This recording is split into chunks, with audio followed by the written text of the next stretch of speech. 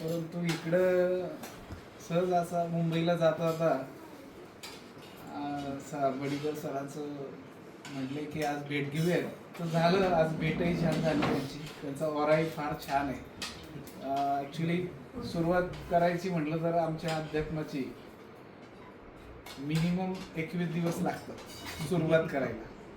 सुरुवात करायला आणि शिकायला पूर्ण जन्म तर काही पुरतच नाही.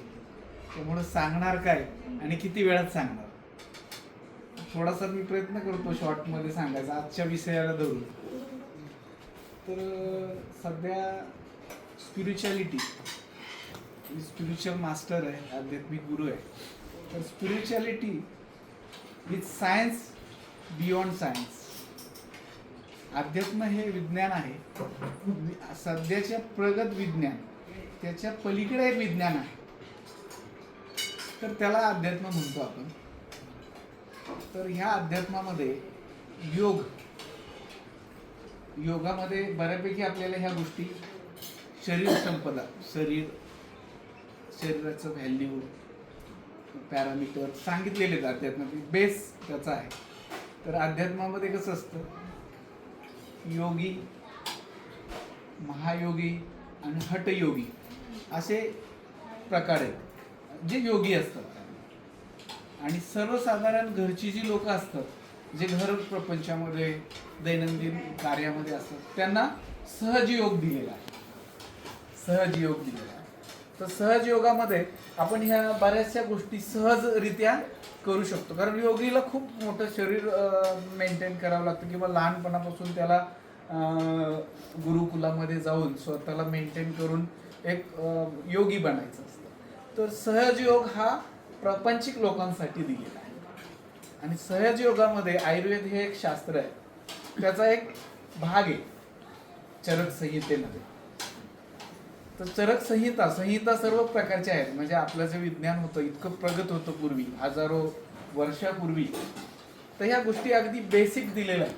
म्हणजे जर आपण नाडी, आता जे BAMS ला शिकवतात नाडी परीक्षा, तर नाडी परीक्षण केल्यानंतर ते तुम्हाला प्रिडिक्ट करून सांगतात. आताची BAMS झालेली डॉक्टर हे हजारो वर्षापूर्वी कुठल्याही युनिव्हर्सिटी नसताना आपल्या योगींनी योगाच्या ह्याच्यावर ते लिहून ठेवलेले आहे, त्याचे पॅरामीटर लिहून ठेवलेले.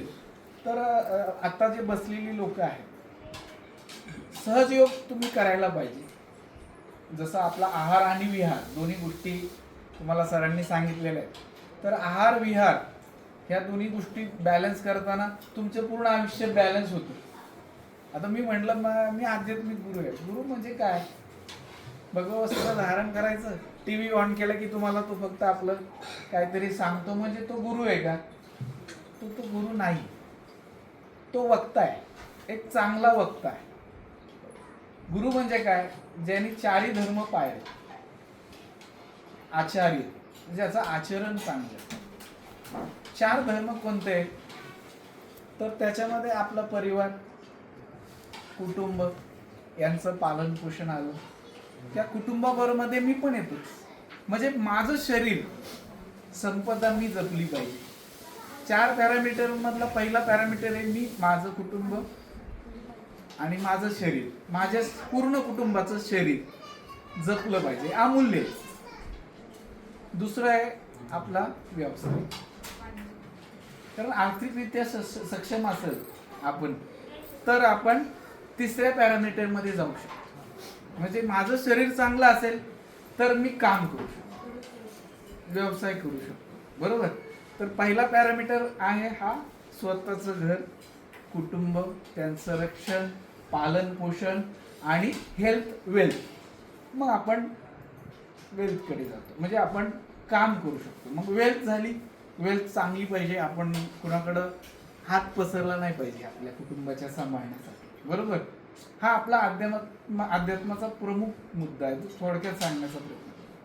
आपली हेल्थ झाली, वेल्थ झाली, म्हणजे मी शारीरिकरित्या सक्षम आहे, बेस माझा शरीराचा आहे. त्याच्यानंतर मी काम करू शकतो, माझ्या कुटुंबाचं सगळ्या गोष्टी पालन पोषण करू.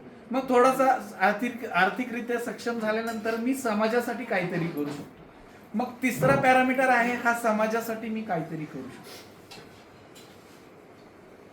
पहिलं माझं पूर्ण कुटुंब सांभाळलं, शरीर सांभाळलं, मी मेंटली फिजिकली फिट आहे. त्यानंतर मी चांगला जॉब वगैरे करतो, त्याच्यातून अर्थार्जन करतो, माझं कुटुंब सांभाळून मी माझं सगळ्या गरजा पूर्ण करतो, मग समाजासाठी काहीतरी करतो. मग हा तिसरा धर्म म्हणजे तिसरा पॅरामीटर. मग समाजासाठी काहीतरी आपण जन्माला आलोय मनुष्य म्हणून, मग आपल्याकडं पंच ज्ञान इंद्रिय आहेत, तर मग आपण समाजासाठी काय करू शकतो का? पहिल्या ऋषी मुनींनी काहीतरी रिसर्च केला, अभ्यास केला, ज्याला जे जमतं तर त्यांनी केलेलं आहे. मग कुठंतरी त्यांनी त्या नोटिंग करून ठेवल्या, जसं यांनी कुठंतरी अभ्यास केला ते तुम्हाला आज सांगतायत, म्हणजे समाजाला उपयोगी पडत आहे. बरोबर, समाजासाठी आपण काहीतरी देणं लागतो तर करायला पाहिजे. तर समाजासाठी काय करतो, आणि त्याच्यानंतर आहे तुमचं अध्यात्म, परमार्थ. स्वार्थ जोपर्यंत तुमचा पूर्ण होत नाही तोपर्यंत तुम्ही परमार्थाकडे जाऊच शकत नाही. हा उठतो झोळी घेतो परमार्थ करतो. कसा करणार आहे? स्वतःच्या आई वडिलांना जर सांभाळत नाही, स्वतःच्या कुटुंबाला जर सांभाळत नाही, तो समाजाचं काय करणार? मातृदेव भव पितृदेव भव. जर जन्म दिलेले माता पिता देव आपले, त्यांना जर आपण त्यांचं काही करू शकत नाही तर देव तुम्हाला भेटेल कसा? तुम्ही आयुष्यभर फिराल झोळी घेऊन. आता फॅड आले गांजा पिऊन फिरणं, आणि त्याला तुम्हाला लाईव्ह दाखवलं जातं. प्रत्यक्ष धर्म काय, आचार्य कोणाला म्हणायचं? हे 4 धर्म जो पाळतो त्याला आचार्य, आणि तो आध्यात्मिक गुरु. जेव्हा मी इथं तुमच्या समोर येऊन सांगतो मी आध्यात्मिक गुरु आहे किंवा स्पिरिच्युअल मास्टर आहे, तर हे 4 धर्म पाळले, 3 धर्म पाळल्यानंतर जेव्हा 4थ्या धर्मात जातो तेव्हा आपण स्वतःला आचार्य म्हणू शकतो. आचरण नसेल आणि तो तुम्हाला सांगत असेल तर तो आचार्य नाही. मग आचरण पाहिजे, नाही तर टीव्ही ऑन केला की सगळे भक्ती चॅनल आहेत, सगळे सांगतात, त्यामुळे आपला धर्म बुडाला.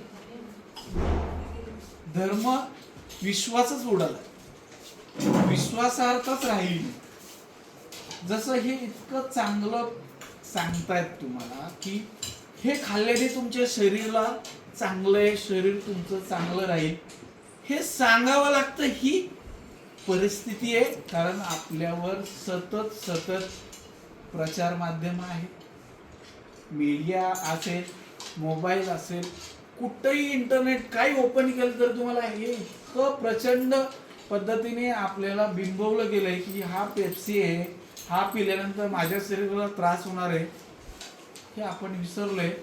डर के आगे जीते वाटते. हे वाटतं का? माहित असून सुद्धा, कळून सुद्धा, सुशिक्षित असून सुद्धा आपण सहज विचारतो, आता मला काय शिक्षण आहे तुमचं? अरे मी MBA झालोय, मी अमुक. कळतंय काय? रट्टा मारून शिकलेले आहे, कारण 24 तास तुमच्यावर जाहिरातींचा मारा आहे. मग आपण कोणत्या गुरुला किंवा कोणत्या मेंटरला फॉलो करायला पाहिजे, आणि मेंटर कुणाला म्हणलं पाहिजे हे समजलं पाहिजे. तर अध्यात्म हा प्रचंड मोठा भाग आहे. तर आपण आपल्या आश्रम मध्ये निराधार वृद्धांचा सांभाळ करतो. आपली जी संस्था आहे ही कुठल्याही प्रकारची देणगी स्वीकारत नाही. भारतातली तुमच्या आमच्या माहितीतली ही संस्था आहे जी देणगी स्वीकारत नाही. मागणं तर दूर, आत्मनिर्भर. जे काही रंजले गांजले, ज्यांना कोणी नाही, अशा आपण वृद्ध लोकांना, अपंग, विकलांग अशा लोकांना सांभाळतो. तर त्यांना सांभाळण्यासाठी, आत्मनिर्भर करण्यासाठी एक आपण तिथे हॉस्पिटल चालू केले स्वतःच. जर आसपासचे आदिवासी लोक असतील, शेतकरी लोक असतील, त्यांना आपण मोफत उपचार देऊ. आणि बाहेरून येणारे जर पेशंट असतील, ज्यांना कमीत कमी खर्चामध्ये चांगला उपचार घ्यायचा, जसे की सरांनी सांगितलं आज 300 करोडची बॉडी आहे, पण महागाई वाढली आहे. आपल्या बॉडीची किंमत अनुभवानंतर, वयानंतर वाढलेलीच आहे ना. ज्यावेळेस बाळ जन्मतं तेव्हा त्या बॉडीची किंमत 300 करोड आहे. पण जसं जसं एज फॅक्टर वाढतो, ज्याच्यामध्ये अनुभव येतो, कळतं, समज येते. आपल्या बॉडीची किंमत 500 करोडपेक्षाही जास्तच आहे, पण त्या आपल्या बॉडीची सर्व्हिसिंग आपण वेळेवर करत नाही.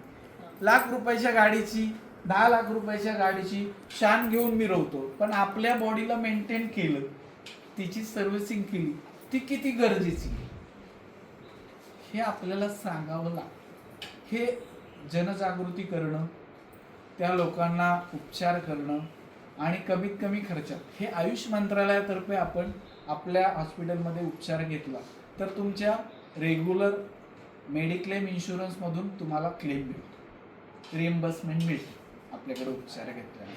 तर डॉक्टर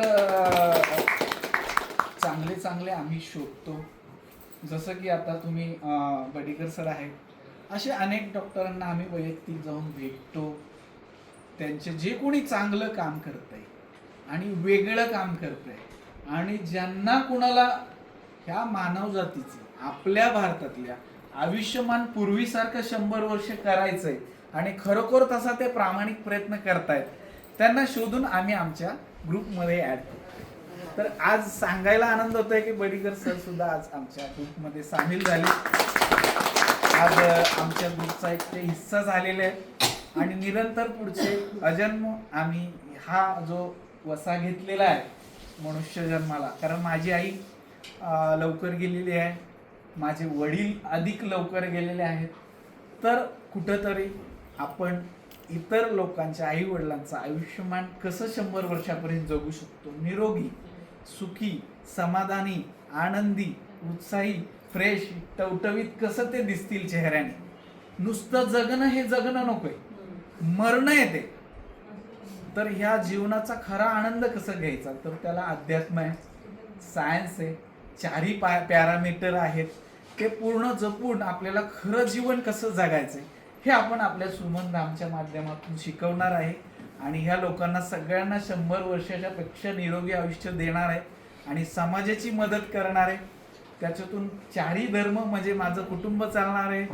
जो वृद्धाश्रम आहे हे माझं कुटुंब आहे, त्याच्यामध्ये अर्थार्जन होणार आहे, त्याच्यामधून तुमचं शारीरिकदृष्ट्या सगळ्यांचं आपण सक्षम करणार आहे आणि समाजाला मदत करून आध्यात्मिक लेवललाही तुम्हाला पॉझिटिव्ह कसं राहत आहे हे शिकवणार आहे. जसे की एक डेमो देतो. आता तुमची कोणती नाडी चालू आहे बघा. उजवी जी असते ती सूर्य नाडी समजा, डावी जी असते ती चंद्र नाडी समजा. आता कोणती चालू आहे, तर दोन्हीपैकी एकच चालू असेल सगळ्यांची. दोन्ही एका वेळेस चालू नसतात, परंतु ज्यावेळेस आपण सिद्ध लेवलला जातो, एका विशिष्ट लेवलला जातो योगामध्ये, दोन्ही नाड्या चालू असतात. आणि तो म्हणतो त्याने त्याला एक्स्ट्रा काहीतरी सेन्स आहे. हा सायन्स आहे, ज्याच्यावर स्टडी झालेला नाहीये, तो वेगवेगळ्या सायन्सवर रिसर्च करून आपण त्याही गोष्टी मुलांना शिकवू. आपली मुलं तुमच्या खिशामध्ये कोणती नोट आहे आणि त्याचा नंबर काय तेही सांगू शकतात. आता जे स्टुडंट आपल्याकडे शिकतात, तर आपल्याकडे एवढ्या मोठ्या शक्ती आहेत, पण त्या कोणत्या? हनुमानासारख्या सुप्त अवस्थेत. त्याला जामवंत लागतो, जागरूक करायचं, उड्डाण मारू शकतो आणि श्रीलंकेत जाऊ शकतो. तर ही जागृती, सहज जागृती योगामध्येच आपल्याला सहज काय काय करता येईल. प्रचंड काहीतरी शिकण्यासारखे आयुष्यामध्ये. पहिल्यांदा शरीर, मग बाकीच्या गोष्टी हळूहळू तुम्ही जोडत चला. अप्रतिम असं नॉलेज, ब्रह्मांडाचं विशिष्ट नॉलेज, ब्रह्मांडाची अनुभूती, कसं हे ब्रह्मांड बनलं, प्रत्येक गोष्टी तुम्ही जाणू शकता आणि त्याचा आनंद घेऊ शकता आणि ह्याचा समाजाला उपयोग पण करू शकता. नुसतं शरीर जपायचं नाही, तर अनेक गोष्टी आपल्याला शिकायच्या आहेत, करायच्या आहेत आयुष्यामध्ये. ह्या जन्माचं सार्थक करायचंय. तुम्ही जोडा. मला वेळ दिला बोलायला, 2 मिनिटं म्हणता म्हणता 10 मिनिटं जातील. आम्हालाही पुढे मुंबईला जायचंय, कार्यक्रम आहे, त्यानिमित्त थोडा वेळ मिळाला. चला, सगळ्यांशी मनोगत व्यक्त करण्याची संधी दिली. धन्यवाद.